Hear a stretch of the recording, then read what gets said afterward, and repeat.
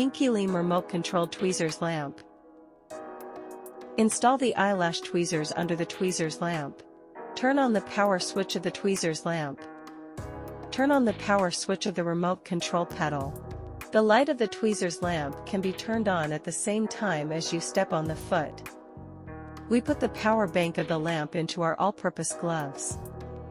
After the battery power of the lamp itself runs out, you can use a power bank to extend the usage time of the tweezers lamp. When not using the tweezers lamp, it can be placed very firmly on our all-purpose gloves.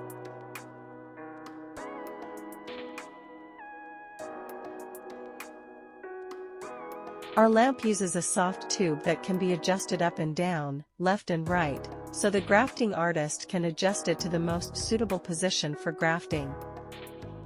Tweezers eyelash grafting lamp. We graft eyelash distance is 0.5 cm to 2 cm.